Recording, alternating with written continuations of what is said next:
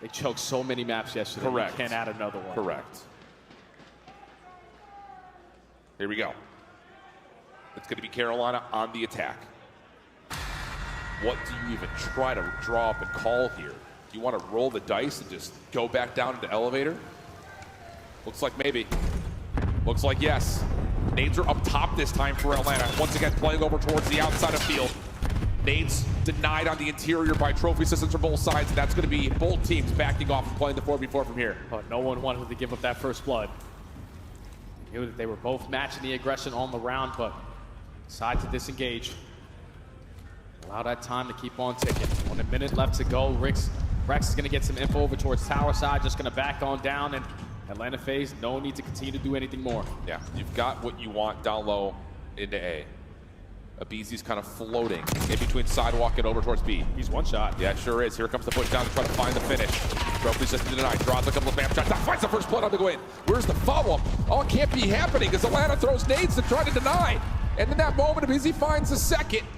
Nah, not like this. Slasher shut down, just down to TJ. 1v4. And the Cookie Monster is way outside this play. There's the shots, there's the finish, a flawless round 11 for Atlanta. You can never count those guys out of any search and destroy map. Things aren't going right for the first 6, 7 rounds. If it's not 6 on the opposite side, Atlanta are always going to think that they have a chance to come on back. The mid-round adjustments start to come in. The first bloods start to heavily go their way. And it's just, they're probably so happy to be the team on defense in that round 11. Absolutely. Because if they had to commit on another A push, they know it was basically a 50-50 chance, but Atlanta again, 4 rounds in a row, have a miraculous comeback in the search to destroy, and are now in a commanding 2-0 lead in the series. Yeah, that's just one of those that, again, when does the pain stop, I think, if you're a Carolina fan? Because that is a map that is well within your hands. You are up massive, and not just overall on the scoreboard, in what you're pulling off game plan related. You're shutting down Atlanta at every single turn. You're winning on almost every single opening first blood initially, and then all of a sudden things start to change. And it is, you can see it. You can almost visibly see the panic that sets in on the Carolina when it starts to get tight. We saw it yesterday in the map 3, map 4. We're seeing it again here in the map 2. A late comeback on the Hacienda hard point, but largely speaking, Atlanta have been in control of that, and now you got to somehow build the narrative of reverse sweeping Atlanta FaZe, starting with the control on Hacienda next. Yeah, and in the back of your mind saying, again, we choked another map. Like, we should not be in this scenario again, but you find yourself down 0-2 versus one of the top teams that we had in the season. Maybe another control miracle, who knows? Who knows? Could be, might not be, hard to say. We'll go back to the desk, give us their thoughts. 3-0s are brewing here potentially on a day number 2. Welcome back, everybody. Chris Puckett alongside Miles Ross, Rosalie, and Nameless. And I want to start with you, Miles. Why? You confidently went with Carolina Royal Ravens. I followed your prediction. And then you and I, we were both kind of like, yeah, we're winning this search and destroy. We got this. We're going to go 1-1 at halftime. Didn't happen. What happened? It didn't, man. I mean, you'll talk on this far more eloquently than I will. The FaZe just, I mean, they're undeniable, but they make fantastic moves. They read your opponent very well. They execute even better. I mean, a couple of mishaps, the Draza sort of self-team nade situation that happens in BO6, that really stings, that really hurts, but they did everything right, and, you know, they get to the finish line one way or another. It was very, very impressive nonetheless. Yeah, just not like over-tuning it. They were minor adjustments, but extremely efficient. You can tell they're a little bit scarred by shots you get through and flank in their bottom spiral, right? So you got MC, one of the best players ever controlling mid, right? Just playing top windows, playing aggressive, not worried about an AR top grandma's challenging him and finding kills later on. And then, you know, the other minor adjustment, Miles, just to have Sip jump down towards field and then go in while you're baiting him out from the zip, right? So minor adjustments, but they paid dividends in the end, Alec. Yeah, I think for me, when it comes to Atlanta FaZe, is like once they make an adjustment and they're like, all right, like the second it works, they're able to run with it, right? So for the side of Carolina Royal Ravens, like when it came to getting down to bottom elevators, once FaZe started pushing that out and then using all those tags, you allow a Simp to go on a 3 and get those 2. It's like, all right, well, we can't go down low anymore. Then you get to round 11, you try to force it, and obviously Atlanta's like, listen, guys, this worked in the first couple of rounds. Like, this is the most obvious play call of all time. They're able to back them down. Then when you're Carolina, it's like, what do? Mid, been locked down the entirety of the game by Celium, like Ant said. Well, they've got literally PTSD from Chatiev using the stairs push. So for Carolina Royal Ravens, they just weren't able to change it up once Atlanta FaZe figured out the game plan. Yeah, you saw in in the final round, they tried to all go down bottom zip, right? Because they didn't want to deal with Celium up top mid. And Like, we're good, MC. We're they out. get put in the box. Atlanta FaZe too strong, and now up 2-0. You got to think the confidence and control is going to roll back in, Chris. I just can't believe what's happening if you're a Carolina fan. You are up 5-2. That game gets away from you. After 2 maps yesterday against Toronto get away from you. Now you're on match point. You are facing elimination. What do you say to your team at halftime here, Miles? Like, how do you even bring this back if you're Brian Saint, the coach of Carolina? I mean, I would try to quote my sort of favorite sporting movie about, what's the greatest speech in sporting movie history. I haven't got it. Coach Carter. Oh, you Coach don't Carter even know? side. I haven't got it. Obviously. You just got to ride out into the sunset, man. You got to scream death. It's a sword day, a red day. And Braveheart. You got to go. Not a I think sport you just movie, go, but we're right it's there. huge. Yeah. We almost did it. Well, they're chatting backstage. We caught up with a Beezy pre-match. Here's what he had to say. Abizi, not the result you guys wanted yesterday. A 3-0, arguably one of the biggest upsets we've seen so far this season. What was it about Optic yesterday that really caught you guys off guard to lead to that 3-0? Because I think it was shocking for pretty much everybody in the COD community. I mean, I just think we came out flat as a team yesterday. I don't think we were playing our best COD. And I mean, sometimes that happens. And I just think, we got a long tournament ahead of us and we have a long losers run. So I think we can do it. Up 2-0 after that round 11. We're going into a game 3. And Abizi coming into this one seems unimpressed. He's ready to game. I was thinking about, motivational speeches in sports movies, and I got it. What? Yeah. Got to find your happy place, dude. Happy Gilmore. Just tap it in, boys. Just tap it in. All Phase in one, the hips. game away. We send it over to the boys who are always loose. We shifted study. Always loose is crazy out of you guys. Absolutely mental. And Coach Carter, we're going Rich what? Richmond. Not going to, remember the Titans or, Miracle? Gosh, dude, that guy, Rudy. Yeah, nah, you're showing your age, bro. You got it, man. Snap. All right, that's fine. All right, let's get back into the mix here, though. Control coming up next. Again, the big news here is Hacienda, still a big party favorite, it feels like, for Atlanta. Results have been a little all over the place, though, considering the regularity of how much they've played it, which I think leads to, okay, this is an issue, because you go back to, Major 4, they don't win a Control versus LA Thieves, and now you are kind of vetoing out Vault completely, and you're still not finding dominant success on either Protocol or Hacienda, for that matter. That's the difficult thing, because if you're Atlanta, you're thinking, all right, eventually we're going to be able to get better at some of these maps. And the fact that all season long, Vault has been their auto veto, teams are going to start to understand the tendencies to throw at them on a map like Hasi, on a map like Protocol. And that's what we saw the Green Wall do versus them yesterday. They shut down the ARs. I don't think I've ever seen the CEO of Optic, Andraza, have that bad of a performance. He puts up a 0.6 overall on the series, a 0.5 in the Control. But it's just right now, Atlanta looked like a different beast. What we saw in map number 1 was simply the TJ and Gwyn show. If that's going to be the same case here on a map like Hasi, again, you're probably getting 3-0. Yeah, absolutely. I mean, I've been dancing around it here all series, but I'll just say it. Rex needs to show up right here, right now. This might be his last CDL match in a while, because he has not provided the boost that Carolina have needed it. Flat out, he has been a little lackluster on the weekend to this point. So will it be the SFG stepping up when it matters most, or can you get the guy that was supposed to bring you to fame and fortune to actually do what he's been doing over the last 3-4 years now in Challengers? We'll go and find out as Carolina will start off on the defense. Atlanta FaZe on the opening attack. Eyes up, Home Patrol Windows. Breakoff is the biggest thing right now for Atlanta. Already a lot of pressure in towards Top Secret. You're just going to run right by someone in the hallway, and the BZ able to make 2 out of that. Hello? 2v2 still on the map, but already pressure on B. First segment should be locked. I mean, how are we not even looking at Fire Hall at all right there? So B is going to have 1 tick done. Second will be, well, halfway completed. Atlanta looking for the next set of kills. Slasher able to find a trade onto Simp to keep the forward play away Big from win. the spawns, and that is a nice little turnover as Slasher TJ find the final 3, and you can get to work depleting the second tick now. Now, majority of Atlanta are coming off the respawn. The only one that hasn't gone unaccounted for is going to be Celia. Puts the game clock out of pause, gets the perfect read onto Slasher. Is now allowing his teammates to free roam. Try to find some one-on-one gunfights around the map. The second segment is already locked, and all of Carolina are not in a position to even contest this. We're playing for spawners. We're playing for spawn kills. That's about it. And you saw for a moment, Simp was thinking about going back over towards the Atlanta spawn, but instead, we'll just take the extra minute. Yeah, now it's 22-22. Spawn trap has been dealt with for the most part. Celium just playing for exit kills, finessing, able to find the first perfectly, and you've already got someone on to A. Hello? Is this thing on? Yeah, Carolina are just nowhere to be found. Yeah, they need to lock in. I don't know what the hell that play call was, but you still have time to make up for it. You're able to clear out all the space in the middle of the map. The only one you have to take care of is going to be Draza, but he wins a one-on-one. Now he's just going to value his life. BZ already off the respawns, finds the second, and now Gwyn is just going to play it patient in towards lobby. He needs to make two. He only finds the first. Draza on the other side. Putting in some work over towards Flowers. Nice stun and slide out on a Slasher.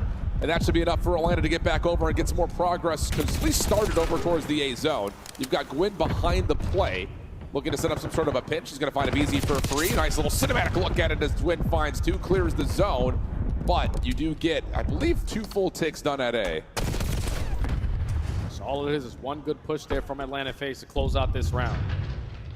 If you're a Gwyn, you're trying to be a nuisance behind enemy lines. You need to make up for it now with the double, with 2 of your teammates falling. But he's only able to take down 1. Game clock again being paused. Atlanta have all mid-map control. TJ trying to contest on the flank, and he's able to get a double. Yep. Another lifeline there for the Ravens. Yeah, that double is important, but it is a 12v10 with still 60 seconds on the clock. Celium timing on the backside of Rock.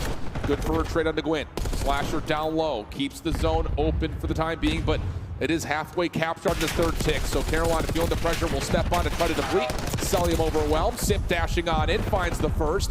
Slasher sliding to try to catch the trade, but not going to happen. Simp and easy. The Tiny Terror's getting it done. Gwyn sliding back and forth, though, keeps the play alive as Carolina come off spawn. 6v7. Draws already in a crucial position over towards Rock, but a stun is going to force him to lose that first gunfight. The 2 SMGs find the openings. Abizi finds 2 of his own, and now there's no more respawns for the Ravens. Oh, not good news. Abizi may have just won the round right there. Selling some trouble, still 30 seconds for this 4v3 to develop. Atlanta's going to take their time. Play this one out together. 22 on the clock. High ground control, all in favor of FaZe. Rex able to find the first, trade it out. 3v2. Slasher gets it now down to level numbers. And Draza sees 1, but it's just SMGs right now. Beasley's going to try to make the play forward with 8 seconds on the clock. Big win on the Slasher. It's just down to Gwyn. They know where he's at. Shots come through. Draza gets the kill, and Atlanta get the round. Big round right there out of Atlanta FaZe, but if you're Carolina, you could have potentially walked away with that one. A massive one-on-one gunfight there from Beasley onto Slasher on bottom line. Gives them a man-up advantage. Then once you turn it into a one-on-one, Gwyn doesn't hesitate. He's just trying to play keep away. Just to rewind a little bit earlier into that round, we cannot give up that B point the way that we did. Absolutely not. There's only one guy, and it was Celium, and it was only 1 segment earned. You're telling me 2 players are committed on spawn kills when not many people are dying? That's not the way you want to play that situation. Yeah, there's something in going back and rewatching what that breakoff was for Carolina, because no one was even looking at Rock Hall, or pretty towards Fireplace Hall. Regardless of what had unfolded in the first 30 seconds, it is still an Atlanta win, and now you've got Carolina immediately onto the A point. Gwyn trying to climb the vines, and Abizi says, hey, how are you? Simp with another follow-up, and it's just down to Slasher, who will not be able to find a single kill. A flawless break-off for Atlanta again. Yeah, that's 4 dead. You already have pressure on the map. Draza canceling those close well spawns. And now you're forcing all of Carolina to work to overextension. Celium finessing. He's always been one of the more difficult kills to try to take down in the CDL. Finds the timing. Turn onto Gwyn there. But Draza does fall on the opposite side, so Carolina have an angle over towards B. TJ gets a read. There's someone up top end window. Semtex trying to push off that angle for now as the first to progress that B is nearly locked. Gwyn can be trusted to do the dirty work up high and almost finds the double. Draza's confirmed the trade and has an opportunity to try to get some pressure onto the B point, but dealt with by TJ. Pinch still underway from FaZe as Abizi makes his presence known through connector. Second tick going to be alleviated for now as Carolina just kind of tactfully retreat back, but as they do, the Tiny Terrors once again strike, and it's 23 plays 17. Gwyn is on an island playing up against 3 FaZe members. Nothing he can find there, and now it's 33 seconds to the clock into 23 v16. Abizi right now is destroying them in these respawns. Almost puts up 40 in the map, number 1. double positive here on the control. And there's only 25 seconds left to go, and Carolina have to waste time working on their spawn, but at least they find the 2 kills over towards Spiral. Game clock is going to be paused while they jump on the 8 point, but you got to make some segments. Yeah. You need something. You need something quickly. And Abizi's still wrecking havoc over towards main lobby. Gwyn, double. Slasher following up. That's 3. Those 2 have been solid. And that's going to be, well, I would say a second tick, but Gwyn's still looking for kills to try to give some space for his team to come back into the play off the respawn. Slasher in that moment will drop, and the clock will continue to tick. Just 15 seconds remaining. And it's Abizi again. The only player that you didn't take care of finds another double. Cellium destroys Dylan Rex on top flat. And finally, you're able to take care of Abizi, but you only got 10 seconds left. Yeah, not looking good here for Carolina. Drowsa coming back to the play, has Gwyn. Weak, Simp for 2. Cellium cleans up the member on the point, and it's just down to the Rook. Rex stuck at connector, dealt with by Abizi. It's about as perfect as you could expect for Atlanta. It's a 23-9 start for Abizi, dominating in the respawns. Yeah, I don't know what Carolina are doing, man. We're talking about Abizi, the last man standing. We know that he's in our spawn. We get 3 kills around the middle of the map, and instead of extending the game clock, we're still trying to find kills in towards office. The objective focus right now for the Ravens is not on point. And Atlanta are taking advantage of everything that is thrown at them. You're up 2-0 in the series. You're up 2-0 in the control. You're leading heavily in the segments column as well. This is where, if you're Ravens, you need to play your best Call of Duty ever. Yeah. For the first time with this roster, for that matter. But you could tell just by the player camps, 2 different dynamics between Atlanta and Carolina right now. Laughter on one side, deflated depression, so to speak, on the other. It's Atlanta on the offense. 2-2 split off. Different look here for Carolina, not just heavy stacking towards windows. We're going to get aggressive through fences at B. And that may put a little bit of a wrinkle into this opening setup here for Atlanta. Not expecting that at all. Oh, yeah, without question. Then I'm thinking, all right, as soon as we get our first person towards middle, we're going to have all mid-map control. Where the hell have they gone? But Ravens were ready for that aggressive push. Find the 2 initial kills around the mid-map area. You already had a lot of presence on the backside of well, but TJ gets caught getting a little bit too aggressive through their spawn, and now all that map control you just had, gone. You have none of it now. Gone, absolutely gone. And in fact, if anything, you're the team now being spawn trapped. Draws a cell, finding a handful of eliminations. 4 in a row for Cellium, as the second tick of progress is already pretty much gone at B. Third gonna be quick to follow with this double stack. And Carolina have to hit through the OE just to even see the inside of Hacienda. Oh, Gwyn finds a double though. Time is not going to be extended, but we still got to take care of Cellium at top plat. He is on 5 in a row, trying to pre-fire everything, but TJ is eventually going to take care of him. You're still up by 4 lives.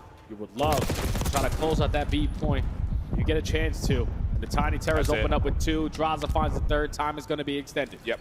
And you've got a life lead, and you still have top office control. And look at the route that Carolina has to hit through boathouse spawns. They have to go all the way over towards P4. Clock will come to another pause as Draza steps on momentarily to the A site. Gwyn loses a gunfight versus Cell. Rex just hoping he can find some sort of contact, able to win his first.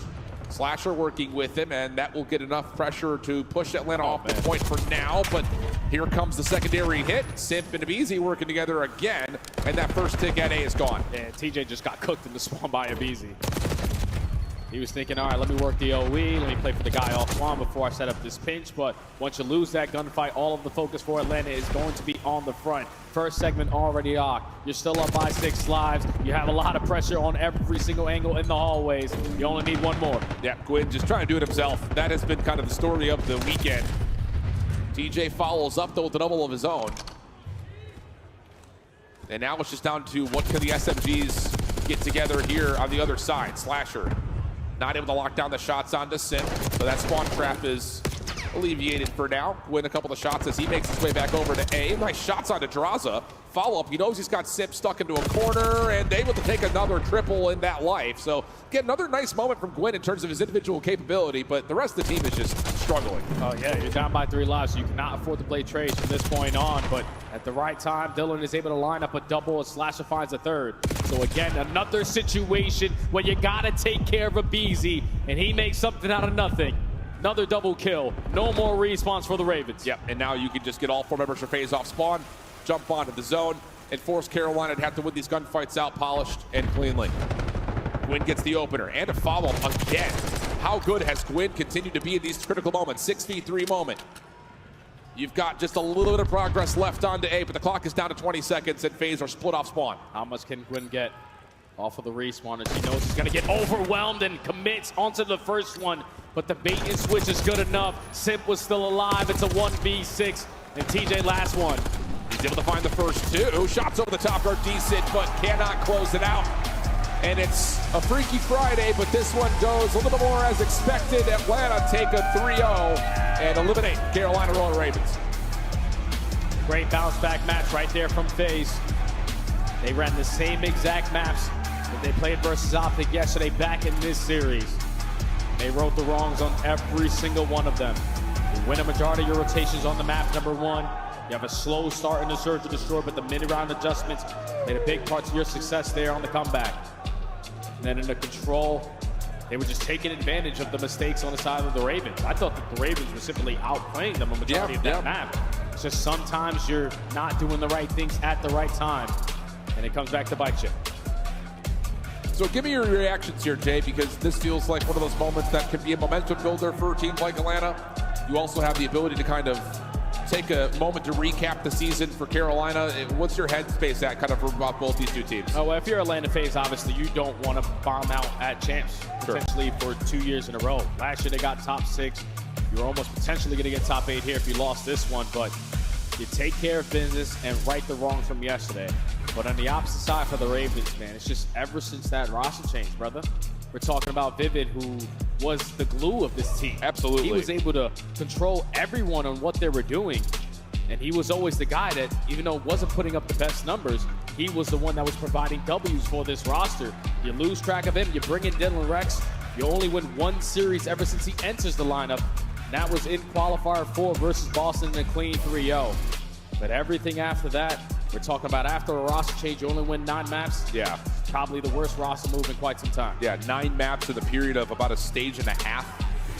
Not good news for Carolina. We'll see what they do before their journey to Riyadh and EWC. But for Atlanta, momentum builder to be sure, confidence builder without question. It just comes down to how far can the run go now that teams like Thieves are out of the way in the lower bracket. But that does, of course, conclude things here for us on the main stage. We head down to Blaze with our post-game reaction.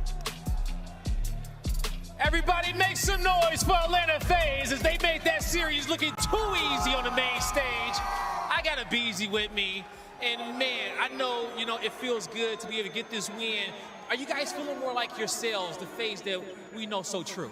I definitely think so. I mean, I feel like yesterday we just weren't playing like ourselves at all. I feel like we kind of fell flat as a team, didn't have really any teamwork, and I feel like today it looked a lot better. And when it comes down to that teamwork, who on the squad is speaking up a little bit more, trying to call those plays and make sure you guys are staying cool, calm, and collected in game? I think we all were. I feel like today we were all making play calls when we needed to, and our teamwork was just way better. There you go, okay? And now when it comes down to this series, your S&D has been looking a little rocky after you guys fixed your hard point, but being down in that map and fighting your way back after a few, team kills in that one, how did that map go for you, and how did you feel after you guys kind of narrowly avoided that 1-1? I feel like we just had a slow start, and then I feel like we just all started taking over at different points throughout that 2-5 comeback. And I mean, Chris was doing a good job of making good play calls at the end, and we iced up. You guys definitely did iced up and put them on ice and sent them home right there. What do you want to say to these fans out there and everybody that's home that's want to see Atlanta FaZe get back to Championship Sunday and get back to holding that championship trophy like they want to see? Appreciate all the love, as always. You guys are amazing, and I mean, looking forward to the next few matches in this tournament. You heard it here. Everybody make some noise for BZ and Atlanta FaZe. They still got more matches to play. Chris, take us away. A BZ calling game in map number 3. Atlanta FaZe survived, something LA Thieves were not able to do. And now we are going to see some interesting matchups a little bit later in the elimination bracket. Let's break down what we just witnessed, though.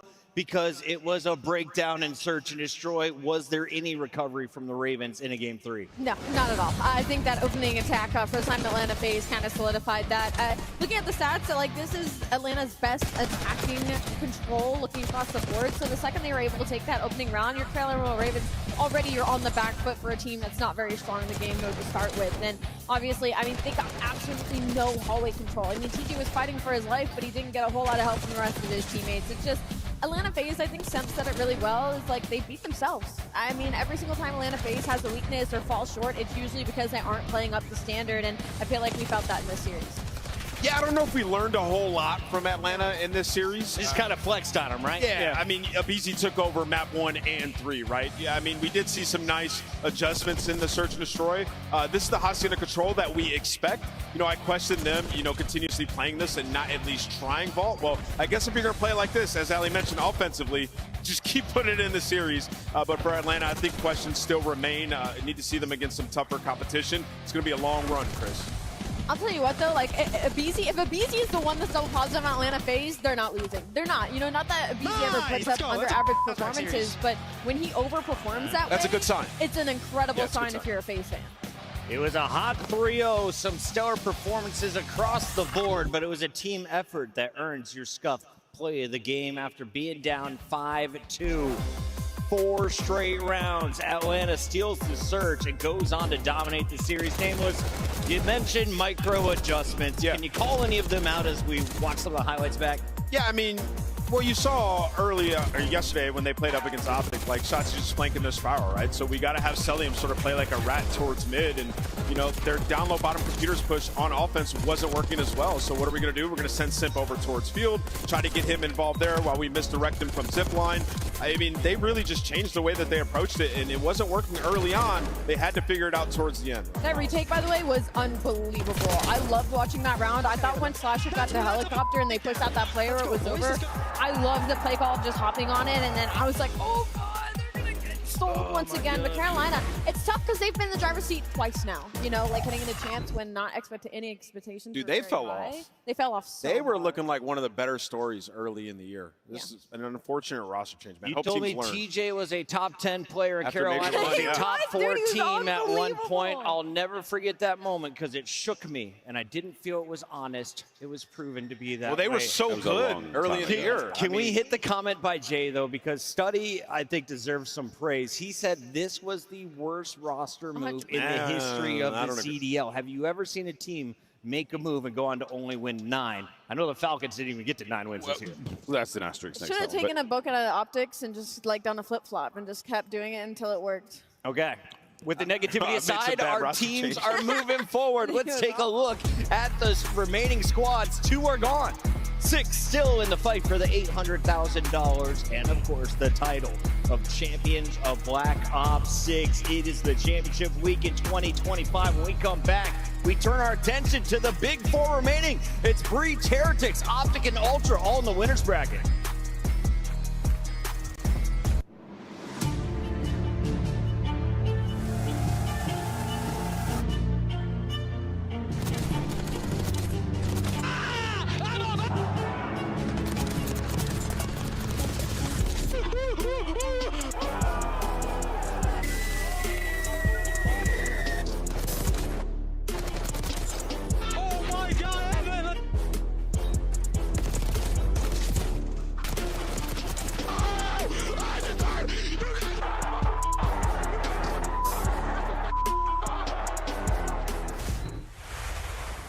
The Scuffed Call of Duty collection is $30 off this weekend only. Visit scuff.co/CDL to upgrade your game with a Scuff, the official controller of the Call of Duty League.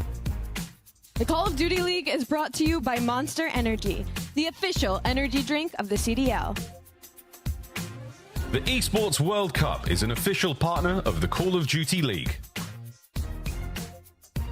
The 2025 Miami Heretics team pack is available now. Each pack includes home and away operators, as well as this spray. Vamos, vamos, vamos, vamos, vamos! Next time you boot up, suit up at the in-game shop. Metals, right fresh off the stage from that incredible win against Vancouver Surge there. First and foremost, Search and Destroy. You guys are such a good S&D team. You have some incredible records this season, and that was looking great up there as well. You also play a little bit different the later half of a tournament. How have you reworked things as a team for S&D to be great throughout the entire championship? I mean, we have been doing the same on S&D, to be honest. We have been just practicing our rounds. I know like a lot of people study us and they know what we do, but we just keep like focused on our gameplay and we do the same and it keeps working, so. Love to see it. And also, the gunny helps you guys too because you've been unbelievable. Now, you might face LA Thieves next or Boston. It depends who wins their winners round one. How are you feeling about that matchup? Do you want to see LA Thieves next? I mean, I'd rather be Boston, to be honest, because I think it's easier, but I'll face whatever. Like, I don't mind. All right, doesn't faze you, doesn't mind who you're going to be playing. Thank you so much, Metals. I appreciate it, and GG's. Thank you. Now, Cammy, I spoke to Metals after their matchup, and I asked them who they wanted to play, and they said you, because you're the easier team. Yeah. Now, have a little look at what just happened there on the main stage. How are you feeling about that matchup? Against Miami, we're currently 2-0 on them this year, so to go 3-0, especially for top 3 champs, would be huge. So, yeah, I'm looking to go 3-0 against them. Love it. Thank you so much, Cammy. Well done. Amazing stuff, and best of luck. Yeah, thank you.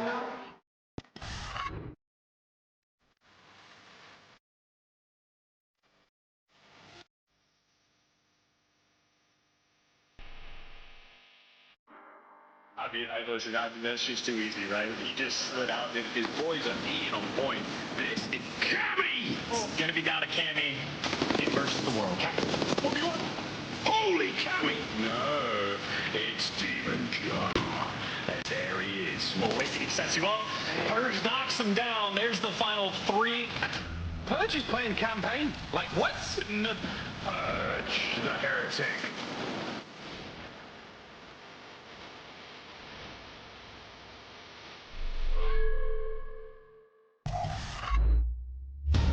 Rookie of the Year is a coveted title, earned through raw talent, consistency, and the ability to elevate a team. And this year, we watched a new star rise, hailing from Spain.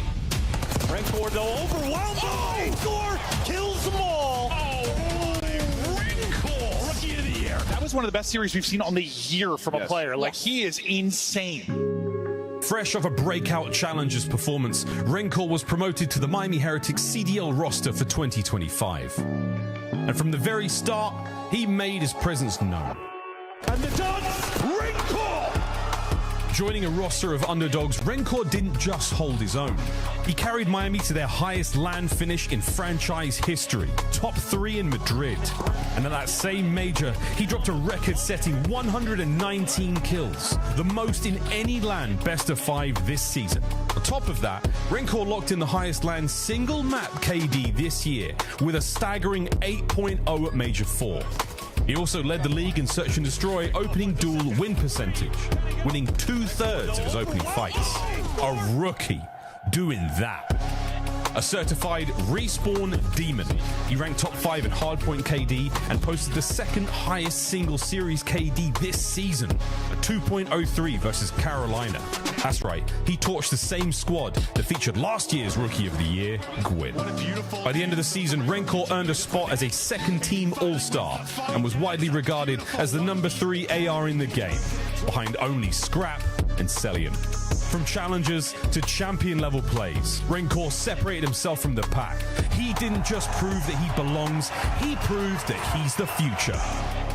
Congratulations to your 2025 Call of Duty League Rookie of the Year, Rancor.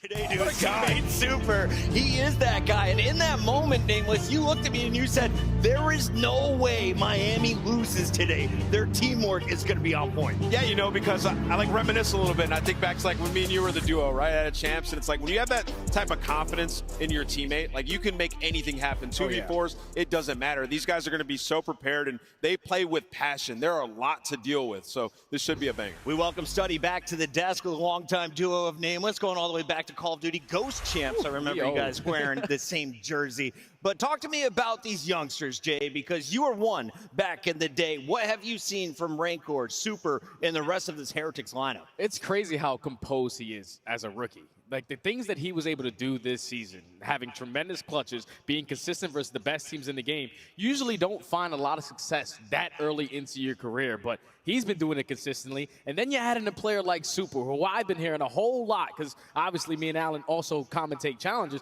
He's been watching that guy for such a long time. And finally, he got the opportunity. He's showing why. You got Rancor, the calm confidence, and then you got Super, the overt confidence. He's vocal, he's loud, he's going to rustle feathers. It's a great dynamic they have in their ARs. Let's take a look at the full lineup, because these three have been stars, but Metals is the guy no one really talks about, and Real is the silent killer. So, Allie, if you're putting an X Factor out for today's matchup, who needs to pop off against Boston? Look, I want to say Metals. I feel like they find like their most handed, like comfortable wins when Metals has really good series and overperforms. And that's what we saw from him yesterday, right? When it came to that dealership search and destroy, I'm shocked if we see them play dealership anymore this weekend, because they look dominant on that map. And Rancor Super, I mean, they were dropping 1.6s. Their search and destroy, I think, is what makes them so dangerous, because their respawn has consistently been solid. They can consistently set pace, but once they start putting up numbers like that in search and destroy, that's where the conversation comes of a top 3 team, of a championship contender. And there's 2 rookies on this team. They've got nothing but passion. I thought what we saw yesterday in the search and destroy from them was extremely impressive. I mean, Vancouver's flying at them, right? Like, usually it's Miami, the players getting lost behind enemy lines, making big plays. Well, they slowed it down, right? Let them come to us. That's something that we just hadn't seen too much from them. So it speaks volumes to the preparation they had leading into the tournament. Miami gaining a lot of fans this year, but Boston, they've had theirs for a while. Let's take a look at the current lineup for the Breach after missing out on champs last year. They are here to make a run. Purge, in his first season, a pop-off performance, ties Joe Deceives 41 kills for the most in a control at champs. You gotta say, like, this is probably the most underdog team that we still have left in this tournament. I mean, you're talking about across the board, like, this is built to be a respawn heavy team, and that's where they take a lot of teams to test, but it's still there. They're still 7th overall in the league. The dangerous part is what we saw yesterday in their search and destroy. They keep playing search like that. If they keep doing VOD review like that and countering these teams, Miami doesn't have a lot of reps against them. 2 times these teams have matched up. Boston Breach have won both times and have beat them in the search and destroy. So a lot of that comes from player like Snoopy, dropping 3.6, by the way. And what's funny about that is, like, yes, his numbers are insane, but the rest of his team was literally right behind him. I believe Tammy was 8-2. Like, they were flying in SMEs yesterday. Just watching how consistent they are in that mode and what they were able to do yesterday versus LAT was jaw-dropping. We're talking about quick decision making, like on your offenses. And then on the red card, when you get all the way to the map 5, just slowing down the game drastically and allowing plays to come to you. That was an insane amount of adjustments that they needed to make in their search and destroy. And they can continue to play like that. Your hands are also going to be full because you're playing against Miami, but that was unreal what they did yesterday. I mean, Jay, when you talk about like hard counters and like everything going your way, like whoever was calling plays yesterday for Boston was 100% on point. Like shutting them down. I mean, you made Hydra go 0-7 for crying out loud, right? Get to the game 5, just massive plays being made as well. For Boston, this is a team early in the year that was really good at hard points. We're talking top 5 in the world. It's gotten away from them a little bit.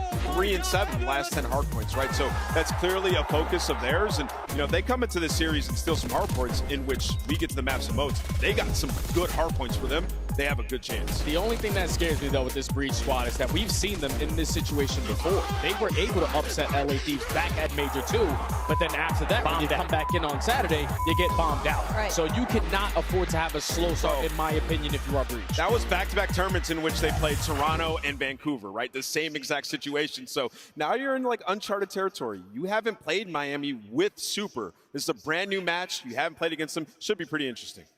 It should be a fun one. Let's take a look here at our maps and modes, Allie, because I have a feeling it could be Hossie heavy. Yes, it is. 3 of them, front and center for a hardpoint search and control. Look, from side of Boston, like, you are very happy with this layout. You get your best hard points. You get technically your best control. And then the Hacienda search and destroy, that's going to be your best S&D. So the first half of this especially is really good for Boston. My only worry is that rewind hardpoint. We saw it yesterday versus LA Thieves. They gave us absolutely nothing. But still, again, statistically, consistently they're better at it. Can we talk a little bit about Gigawake and Cammy? Oh, that's your guy right there. Mentioned the SMGs, but what about the ARs? Cammy's saying he's confident they're 2-0 against Miami Heretics, but you mentioned they haven't played them with Super in the lineup. Yeah, I mean, I think, with the AR duo on Boston, it's just gritty, right? And when they were winning a lot of controls, a lot of that was through Cammy. I mean, he had an amazing stage 3 in terms of control. And, Wake, he just bails them out of a lot of situations. Has insane gunny. He's trying to transform the way that he approaches Call of Duty over the years, play more team-oriented, be in the mix a bit more. And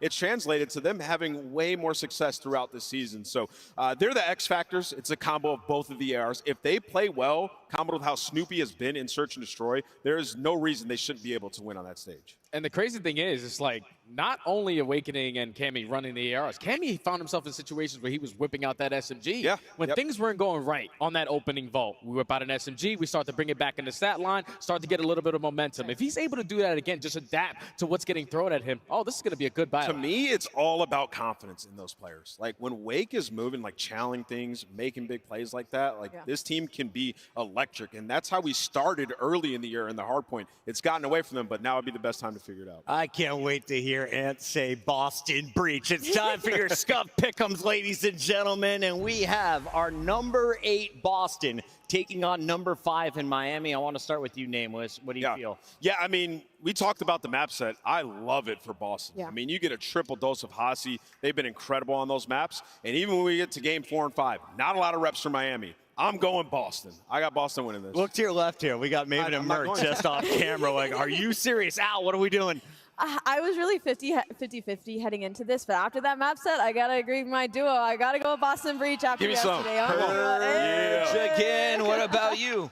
The crazy thing is, I had a conversation with Purge before this event started, and he guaranteed me that they were going to show improvements in hardpoint. If they can do that today with the same stuff that they showed in SMD, I got Boston Breach. No way. I don't know. Guys, this is extreme Miami you disrespect. all forgot who Rancor and Super are. They are going to run through Boston in this one. I've got Miami getting it done 3-1. Good pick, Chris.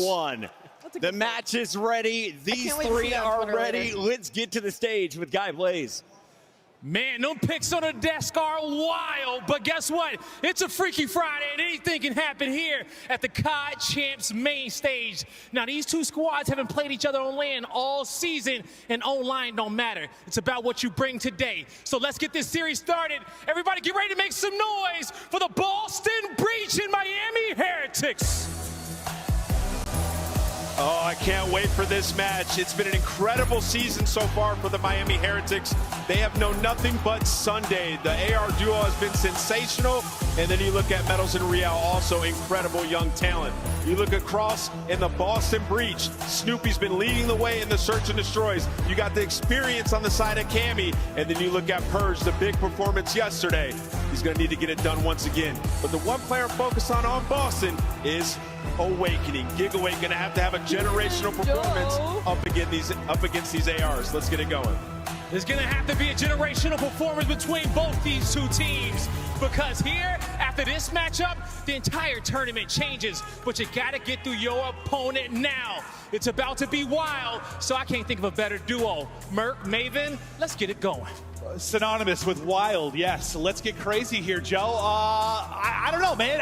The whole desk is thinking Breach. Listen, I might be the biggest Purge fan in the venue. Yeah. I think that guy's one of the most underrated players we've had in the league, but this is going to be an upset, right? This will be a big upset. Yeah, I mean, let's put it out there, right? Some things make sense in this world, like our champs pack being an armadillo. But let's be honest, on the other side, the desk predictions make absolutely no sense. None. Was shocked to see it all go that way. I'm sure for the side of Miami, you'll be trying to shut the desk up. This is a team looking to make a run and poised to make a run. They have several top 3s on the year, looking to guarantee themselves another top 3 with a victory here. I mean, they're just thinking Thieves is out now, right? Yeah, like FaZe, the way they've looked. Yeah. Your Search is up there with them. Like, Miami, they know what is in front of them. 100%. What is in front of them might just be a world championship. These boys are locked. These boys are loaded. I'm excited to see what they're going to bring.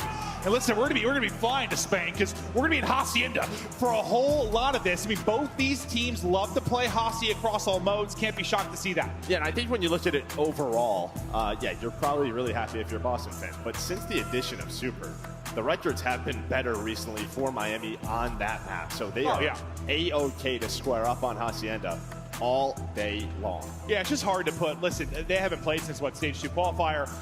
You know, you heard them talking about the fact that they're 2-0, but do you put any stock in that whatsoever since that happened like pre-Super and so far in the past? No, not, it's right? Yeah. Such a different Miami team.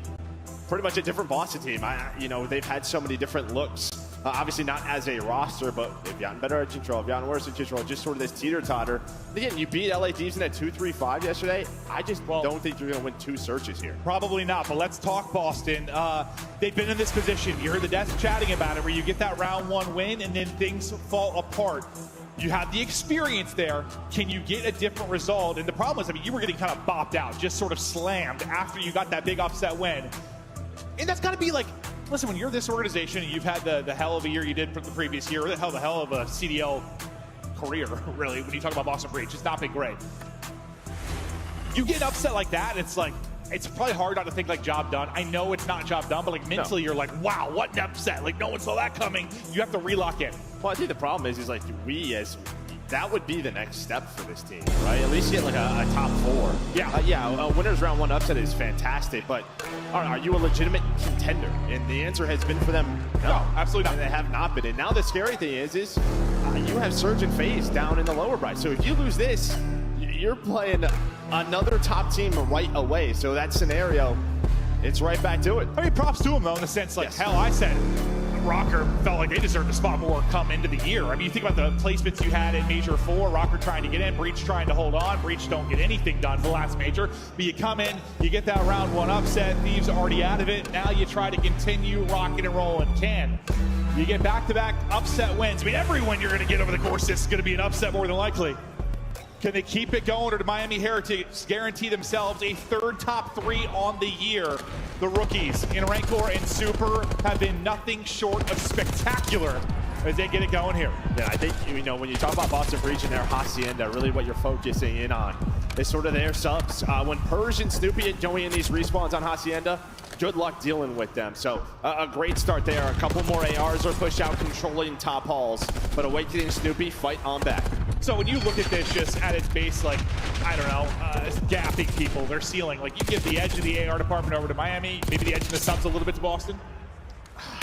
I don't know, man. Real's a superstar. No, it's true. It's true. Close. I guess I was trying to give an edge to the Breach. I mean, yeah, like maybe it's closer there. It's closer. Yeah, maybe a little bit closer, but even then, right? Metals yesterday, his best map was on Hacienda. Oh, that's true. That's true. Nice little win from Snoopy, but I guess I'm just wondering, like, is this more for the upset, more on Breach, you think, for those subs to get theirs, or like do Awakening and Cammy really need a battle against these superstar rookies? Like, which part of that dynamic duo? The AR and sub department is going to be the most important, but we'll focus about 15 seconds into this P2. Heretics holding on for now. Purge trying to find openings towards that statue, but he'll get dropped as he never gets back to full HP. Enough of distraction though, right? Allows his teammates off spawn, at least get through the front of the hill, but numbers are going to be here, and Tammy finds all 3. Maybe there's your answer. The AR stepping up. As Cam finds it, Awakening is there for the trade. A huge multi-kill to get a lot of this time. Listen, let's not disguise it. Like, Awakening and Cammy have not had the most consistent year. But bro, when they are on fire, when they are playing well, they can hang with the best of you. They're going to need Gigawake. They're going to need Cold War Cammy if they're going to maybe walk away with a win in this series. But they'll take a 20-point advantage. When out flip, out towards the P3, set up early and try to hold mid-map. On the transition is Boston Breach, and they're not going to hold much. All they're going to be holding is the gunny, as 2 are going to get shut down, slipping right up through middle. Be Miami Heretics and early into this P3. Yeah, that was a good job by Boston Breach at that P2, because, I mean, Miami were fighting for the spawns. Purge, though, played his life so well. But as you said, on this rotation, Miami Heretics there with the break, is Real with the double. He's going to find 2 to respond to Awakening's double and tie up this game. They're going to have Purge trying to go on a long route. The rest of the players fight on through, but Metals is going to pick up that flank. Now it's all about the ARs, trying to find that opening pick, but inside a 10 goes Snoopy, and we're just trading back and forth. Taking down 2 is Rancor, but with that deep guard spawn, Boston Breach able to pinch that out eventually. Just battling for some kind of control. Not able to find a ton until the tail end of this, but now let's focus over to Rock. Metals with the opening gunfight, a little bit of help there from Rancor, so they'll take the first out. They have a 2-on-1 there for now, about to be a 2-on-2. The Spawn's really coming closer to the Heretics players, trying to reinforce and get back into this quickly. It'll just be a contest for the moment on the point. Purge, it's weak. The fact he's at 30 HP and able to get 2, simply brilliant for Boston Breach. This should set up an early hold. Yeah, and I mean, well, you just had a bit of an early stagger when those 2 players died. So Breach want to go quickly, right, based on where the spawn locations are, but still fighting for control is Boston. The extra sub is out from Cammy, and yeah, behind the Purge double on 30 HP. They give control to Boston Breach. That's just how it is at Rock, bro. You can just get lost, find a timing where you're shooting a couple people in the back. Doesn't matter if you're 1 HP sometimes. You can find the opening. So many insane plays here, but for now, Boston Breach enjoying this advantage, looking to eclipse that 100-point mark and get going early. Trying to bust through and break up this time, at least late, will be Miami Heretics, but Awakening wants no part of it. Him and Snoopy will shut it down. The Snoopy multi, the Snoopy triple secures the final couple of seconds as we now set up for our second set. Yeah, and then right away, you know, Cammy goes on that long route to secure top open. He wants to make sure they have spawns for P2. But it'll be difficult to hold on. You already see through the X-ray. Rentor's going to spawn up fences. So you take that bit of a longer route. Snoopy was able to find that scrap time. But Heretics, they are so tough to deal with throughout the entire map. His medal's up to 14. His double keeps them within 25. And as you said, he was terrific yesterday. He's doing that again here on the Hacienda. Number 5, that's Snoopy. Gonna be trying to find an opening, maybe get a kill and flip out spawns. He's able to get one. Gets a little help from his teammates as well. He won't be able to get away, but do they get the spawns? They don't. So they get the hard point time, but Heretics still gonna be spawning back statue. That was a scary moment. I thought maybe Boston Breach had the flip. Yeah, and I love that play from Snoopy, right? Find one and then just get lost. You see what that does. Everybody's eyes turn, and now, well, you have the double 5s for Boston Breach, both taking routes. Snoopy through the water. On the other side, it's Purge again. That's where he was last P2. And well, he's behind Super. And now you're gonna go. Again, it's these long routes that are setting up these pinches, giving you number advantage on rotation. It is up to Metals. I don't know if he's going to expect this, though. You're going to have one player spawn up close. Purge with the AR, locking it down. And what is that sequence from Snoopy earlier when they end up getting 3 kills? It kind of sets that up, right? Yeah. It allows you to take those long routes. You've got time as Heretics are coming off a spawn, and it sets this up. Now, chance to maybe break, or is it going to be Purge, the backbreaker with knife in hand? At least for him, able to get one, but through the front come Miami Heretics. They've got that close spawn, continue to flood in through driveway. Looks like they're going to break this up, try to get some time now with 30 remaining. Yeah, finally, with the back spawns, with the close spawns. Yeah, 30 seconds remain. You need this 30. You cannot get picked. And Boston, they know how important this 20 is, so they're going to put one more push through the front. Got to be careful here, though. You can already see number 3 in Rentor. He's pushing out. Well, now 5 in a row for Real, and you see the spawns. That is the danger of going at that one more time. Now on rotation, you have 2 hills in a row where you are losing it. A couple of players on a spree. You're into your setup now if you are Miami. Yeah, if you take a look at the slang, like Heretics have the advantage. They're like positive 10 in that department. When's that going to start to turn into a little bit more time? If the guns are hot, do they start to take over? Usually kills start leading to objective time. We'll see if that's the case or if somebody from Breach can't get hot. Purge's multi keeps them battling from the front of the point. And they're just fighting on the objective, right? It's a couple of P2s in a row where they've done that. Over at that P4 where they found their break. That is where Boston are finding their success in the chaos around these hills. But as you said, is this lane power for Miami going to start to come alive a little bit more at the right time? It's like make the game easier. It's like if this keeps going, they outslay by like 20. You think that probably leads to a W, right? Even if it's a tight one, it likely leads to a W. So it's much as, yes, I think you're right. Breach have thrived in the chaos. They played around the objective really well. It feels like that starts to build. It starts to wear on you. It's almost like an exhausting play style to try and win. Yeah, you can't rely on it. It's just so difficult to do. And, well, here's another opportunity for Miami. Again, they did the scrap time. Bunch of kills on rotation, so they're going to have that early setup towards Rock. This time, can they hang on? Not allow a multi-kill to change it for Boston Breach. Snoopy going to be the opener. Behind Awakening, Purge just trying to find whatever he can. He's going to be the cleanup man, but he's the last one. And, well, numbers behind, again, Real, who's on a 5 spree. Yeah, that's one of those cleanup guys that, yeah, you get the bailout, you get the triple, and suddenly you flip the map on its head. Not going to happen there. Cruz earned for Real as his streak continues. 7 straight, 24 and 13. You said this guy has been a superstar, and maybe why they'll have an advantage in the SMG department. Well, you're spot on, as he has been prolific throughout this map 1, but we are still battling, as it's a triple now for Metals at Rock. This is where the superstar plays will happen, is Metals taking faces. And this is what we talked about, right? At some point, Are those bailout plays going to continue to happen? You're still very much in the map, though, if you are Boston Breach, due to that play style.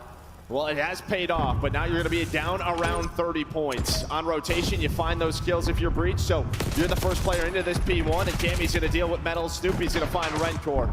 So you're going to slow the game down a bit, but yeah, I mean, Real, 2 minutes, and he's got the Hellstorm to work with. We'll see. When does that streak come into play? Nothing called in yet. Snoopy was big in the route department, positional department. You talk about 1 to 2 the last time through. Awakening gets out to 5 straight. Awakening frying right now, shutting it down, playing around the point, and the lead changes. Lumen down 10 and looking to take over. They have P2 spawns. They've got the point. The guns had to get hot for Breach, and this is a great stretch until I curse them right into the ground. 3 are going to drop. Cammy going to be the last guy up. Yeah, now look at the spawns. It's just, again, tough. right. It's just not when you want to die, but they're still alive and they're pushing on forward. So one player may spawn out. That's going to be Metals. You can see he's going to spawn out all the way towards Shed. So numbers are here. Cammy trying to pounce, finds the first, eyes onto the second, duns him again. Boston Breach, they take the lead. Let's hear the comps here for Boston. Missing one. I know the first guy. He's in the back. First guy done. I don't see him. I have a sub. Are you taking over this? Taking over. Go back. Go back. Yo, okay. Okay. Watch out. Follow. Low right side. I'm about to get your side door. Super low right side. One shot. They're shooting. It's all good. Inside door. Inside door. Not weak. He's in the right corner side door. Back in front. 2 guys. Metals. Okay. There's 2 on that. That's one more, boys. I'm gonna work the back. Might be in the back. Yeah, he could be in the back. Sorry. Yellow car head. Secret. On the hedge. Browse a secret. 2 on time. Probably. Nice one time. Both on time. I'm coming, Joe. Yeah. Two spawn deep. I'm pitching up. He's shot close. There's 2 close left. 2 close left. Nice. You right side coming up. Super. Now we got time. Super no absolute, guys. Okay. Really good. Super. He's underneath me. Urgent. I'm trying to go well. There's 2 going well right now. Super no, boys. Okay. No, he chopped me. Super fuck lobby. He's going in secret. He's pitching well. Super is pitching well. Yes. Well, watch out, Super. I'm trying to defense. Nice, good shit. Well, yeah, I got a defense. I'm good so far. Yeah, back corner still. Back up corner down. Nice, sir. I'm in 10. Now we're going to hit twice with a pistol. He's really weak. He's super on time. There's 2 boys both weak. Mel's on super. Nice. One more time. Tower side, pick up your flat bench. 10 boys, yeah. 10 dead. Yeah, I've office 7. Office. No real. Tagged an office. Tagged an office, okay? Keep pulling in front. Enter. Dead. Office. Nice, good shit. I'm gonna pinch. I'm gonna pinch. I'm blocking them, boys. He's on cross. Time. I'm going guys. Yeah, good shit. Nice, good shit. He's gonna go new for you. He's gonna be one new. First guy real. You can get on new. Could have been fire, boys. No, he pinched our top open. Our top office. Super. Okay, our top office real. Office. Absolute office real. Take our time. Take our time, guys. We're good. We got time. Yeah, we got time. I'm stun nading, bro. Yeah.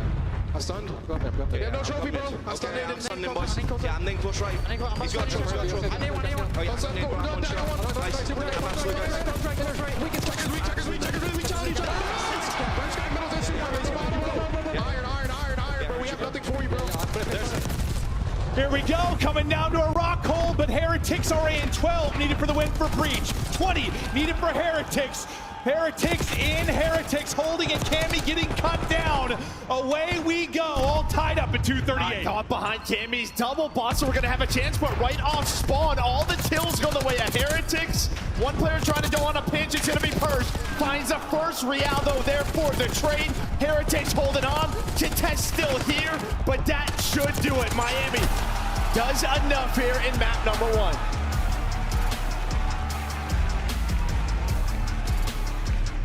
Woo! A nail biter in the map 1. Absolute banger down to the tail end of it. Man, I love the stretch to the listening too. Like, I thought some really solid comms. I mean, even kind of Purge saying, like, guys, we're okay, take our time. Like, they were up like 13 at that point. Like, we can take our time and set up the break. You know, I thought too, when Cammy got those 2, maybe that would seal it, but Heretics spawning close, flooding, and winning some key gunfights. I didn't see what the slaying margin actually ended up coming down to, so let's check it out. 10, 15, 16, 30. 30 kill difference, and this is a 12-point game. Well, no. Oh no, 30 and 30. That's why. Okay. Yeah. I was like, where did you get that? I was like, where did you get that first 10? Yeah. No. Okay. 30 and 20. But you saw 20 kills. Okay. So it made 20. But yeah, that's kind of what I've said. Like, if it gets out to like 20, you got to feel like even if it's close, that they're going to take the map. Just some of those kills end up leading to it. But like, hell of a battle for Breach. The fact that this is a 12-point game when you're in the gutter sometimes in the slaying department, but keeping it gritty. Battling around the point. It's like I don't know, I'm thinking of like old, like a TK or Red Reserve or something type hardpoint. You get outslayed by 20, you're still able to win the game. But Heretics simply a little bit too much down the stretch. And I mean, Heretics are very familiar with close Haciendas. And I mean, honestly, like, kind of reminds me of early Miami. This is what they were known for, sort of this chaos and living in this chaos. But fundamentally, since adding Super, they've cleaned it up. But you still rely on this, and well, you have the players to do it at times. I think the key though is because right here behind Cammy's double, I mean, you use the streak and that turns into the break. I mean, if you don't have that Hellstorm on Real to get the 4 dead, game might be over right there for Boston. They might win it there. So that spree becomes so important there for Heretics. And that's another thing that kind of goes with the slang conversation, right? I mean, you're out slang. Sometimes that's going to lead to streaks. Right here? I mean, just Cammy finds one, he gets the second, and then it just feels like everyone dies. Yeah, we don't have it in the highlights, but well, it almost looked like it was just kind of a deeper spawn, like how back P2 and you spawn like close boathouse, and they just get back to reinforce more quickly. Well, we only saw it for like a second, but that's kind of what it looked like. You just spawn a little bit closer on that side, and they're able to fight back through. Let's go, man! Let's go! Let's go! Real's fired up, went on some crazy streaks, earned a streak. Bro, we just spawned secret, so we can't come to the time, bro. Like, so secret, that's what happens. I thought they spawned out far, because when they went forward, like we saw them running up like driveway. So they spawned all the way out secret instead of like close by P2. I mean, that's unfortunate, because it's not like anyone's pushed forward on Heretics. Like, the one person up is battling back over towards Boathouse. There's like, whoever clipped that on production, thank you, because that answers our question. Yeah, no, it does. It does. Like that, in the chaos of that, I wasn't really looking at the spawn. I was just focused on the scoreline and the engagement. I didn't realize. So they must have, they spawned twice as close. Yeah, or maybe like just one of them. That's why Purge goes on that long route. Yeah. Right? Like, you can't get there to help Cammy. Everyone else has to go through Garage, but it's a close one. It's a close one. That's Miami's map pick. So if you're Boston, you know, you're very much in it, but now all eyes on this Hacienda Search and Destroy. Yeah, that's brutal. Just spawning out a little bit deeper amidst the chaos, and ends up costing you. But Miami walk away with it. We stay on Hacienda for the next 2, as you stated. And yeah, for Breach, I think it was kind of Ant really touched on it yesterday in the lead up to the matchup versus Thieves. They love Hacienda Search and Destroy. They can be so good there. We saw that. What do you think about Breach makes them good at Hacienda Search? Well, I just think they have a lot of different looks, right? You know sort of the pressure that Snoopy and Purge play with, right? And that just opens up so many avenues. You can play aggressive top halls, through bottom middle, and it keeps your opponents on their toes. Sort of, what do we want to do? How do we want to play this? But since the addition of Super, I feel like Miami sort of changed the map a bit, right? Especially on their offense. Just right, they would go top office, plant backside of the bomb. So this should be a fun map to watch between both of these. Yeah, we saw them get creative the second he was put in the lineup. Shot caller for them in Search and Destroy, and he's going to be so important for them here. They survive the map 1, maybe blessed a bit in the map 1, but you know what kind of sets up blessings sometimes? Outslaying, earning streaks. I mean, as much as you may talk about the spawn at the tail end of that, the streaks what put them in position to be able to win it. Some great stretches from some of their superstars.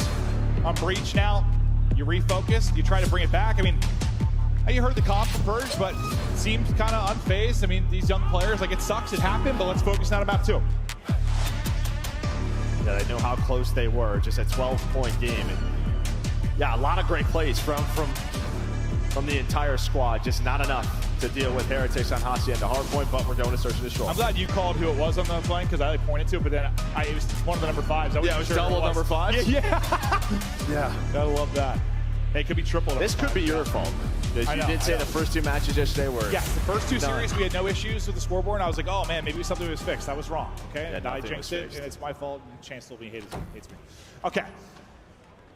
Map 2, Snoopy right into it, somebody in front, he somehow gets both. There is a team kill, so it's a 2v2 for a moment, and then it is not. Snoopy with 2, I think Cammy with the final 2, hit you in your mouth and take the round quickly. I mean, you asked me sort of what Boston does on this map, and this is what they do. They have a lot of different looks where they go quickly. Well, they just force you to have to make a lot of mid-map adjustments. Now, they are sort of prone at times to go up like, 3-4-1. And then guys like Purge or Snoopy, they start to get caught, or maybe they slow down, and then those leads get away from them. Yep. But they are very much a team that gets out to a hot start in Search and Destroy on this map. Well, it's probably one of those difficulties everybody has. Like, yeah, you get out to a hot start, everything's working, then like, you know, your routes don't work. So like you said, you slow it down, you second guess things, and suddenly you blink and you're in a 4-4 game. We'll see how they play it out if that ends up being the circumstance. But for now, it'll be Heretics just trying to answer back and even us up at 1-1. Metals looking for his opening out towards bottom office. I mean, they have no idea he's here, right? Awakening is Boathouse. You're going to back up now if you are Awakening. And well, I mean, you know, we've all been there. That was not fun to watch, just punching air, punching ghosts. But 2-2 versus 2. As Real drops, things get a little bit more difficult. All on the Rookie of the Year in Rancor to make a play. Eyes on one, tagged up and dropped. Purge with the closer. But that, I mean, yeah, that situation there with Metals and Awakening, just like an awkward situation. I think that was a panic melee into panic. Like, it just led to more panic. Yeah. We've all done got scared. We've all done. No, I mean, you know me as I'm 40, but like when I panic melee, it's always because of jump scare, bro. Like, I don't expect someone to be somewhere and it catches me. Like, you drip your control. Oh yeah, I grip up, I tighten up, dude. Yeah, I don't know. Twisted, dude. I don't know, twisted. So's Metals apparently. Might be a little bit more twisted. Yeah, I hope so. I hope so. Oh, Cammy, starting out 3-0, Breach up 2-0. I mean, it's a similar strat. Yeah, it's the same exact strat. Well, Awakening's going to find one, but Real's going to switch up the round. He's going to find a double. Gets away with his life. But bomb is planted. So what does Purge find? Yeah, I think it's all going to be on him. No, they both just need to play their life. At least find one when they find the trio of Miami running around. And, well, even better, it's clean for Snoopy. And then Purge pounces. The sub duo taking over. Purge finessing. He knows he's caught in between both, and he'll get shut down. Lovely little 2 versus 3. If it weren't for Real's play, that's probably a more decisive round, but he makes it interesting. I mean, we're a minute 43 total game time. Oh, yeah, we're cruising. We are just flying. And yeah, this is what Boston does. Into the chaos they go. But just great little play there. All right, even in the 2 versus 3, you have the confidence to put that bomb down and just sort of trust in your playmaker. Snoopy's able to find the first. That allows the opening for Purge to come on through. They made that look easy. Oh, yeah, I mean, as soon as you got that first pick clean, like you said, yeah. That makes that very, very winnable. Tilts the odds in their favor massively, and they close it out. Pressure to Heretics now to get something going. But okay, this is into that, like you said, Breach go up early sometimes, adjustments happen, and it slips away. We'll see if that ends up being the case. It's on Purge again. He's a shark. But actually, they're not going to plant the bomb, so they're not going to plant. They're going to push on through. So they know something's... Someone else in the water. Someone else in the water. It's Real behind him. Ooh. And now you have to wait for Rencor to get involved. But that may not happen. The stun's going to hit Metals. Everyone is going to hunt him down. And well, Rencor was watching the flank. I think he thinks they're going to just plant the bomb B, but someone makes the play call to go. That was nearly a nasty little backslide and win for Metals, but Cammy simply too hot right now. Rancor slides in between everybody, and Boston Breach up 4-0. So, okay, this is what you kind of talked about after the round 1. I think he's like, what just happened that round? Yeah, that's what I'm saying. Catching me off guard. Water out on top of a water out on top of chaos. Boston Breach, Miami Heretics. And, well, just kind of what Hacienda can lead to sometimes across all modes. Feels like you're playing hide and seek. Yeah, but again, like a lot of the times when you don't see anybody towards B, you just take the planet for the attacking team. Miami, they try to maybe catch them on rotation. Maybe they think it's like a 4A hit. They're going to wrap on back. Let's get into a better spot, but does not work out whatsoever. I know you're always like a plant the damn bomb guy. Yeah, they've always kind of switched it up a bit. Yeah. Hard to fault them with their S&D record, right? Double chow goes the way of Boston Breach. Sliding into each other. Snoopy trying to stay up and hopefully maybe trade one out. Not going to happen. Cammy, 1 versus 3 opportunity. He's had some nutty plays from Vincent. And I thought he had another one. He hit the slide. I mean, that was so fast to hit the slide. I think back to that control clutch he had. Like, he get him to fences. This guy levels up. Yeah, just depending on this timing, we're going to see it from Metals POV. I mean, he just does not think he's going to hit that because he's still in a gunfight. Yeah. And, well, you have to readjust right there. And, well, you know how it can be. Those close-range gunfights, you get the aim assist. Hell of an effort there from Cammy. But, yeah, this second one on the Super is so quick. Yeah, almost catches Metals. Oof. Yeah, that slide's a little bit tighter, or like Metals a little bit closer on that push. He might just camera the hell out of him there, but good use of the hip fire. Nice readjustment there from Metals to make sure one doesn't slip away. You finally get around. Now the Heretics start to make some adjustments here. Yeah, but it's a better call from Boston. You're all here. Your stun misses, so I don't know if you expect a four-man push. But you just push through top halls, and now you're controlling the B-bomb site. Shutting it down, no opening there, and you see Boston Breach just flying together, dude. Look at this. Look like a snake on the map. They're just going. Is it going to end up costing him though? Purge is going to get shut down for free. The play call not really going to work out, or is it? Awakening at least able to bring it back, give them numbers again. Yeah, I thought a little scary. Yes, no, I thought that was a little too fast. A little too fast. If I saw them line up just in all three hitting secret, I was like, where are we going, boys? They're playing a different game mode. Oh, that looked insane. Still that man advantage. Nice trade there from Awakening. Yeah, thank God he got one. Otherwise, I would have been like, all right, someone's cracked in the comms. Like, guys, trust me. Just line up and follow me. Oh, heard it. Second guessed it, but yeah, you heard it. Super now. 1v3. S&D specialist. Can he clutch up? Someone's just going to run away. Yeah, that's going to be Awakening. No time to go.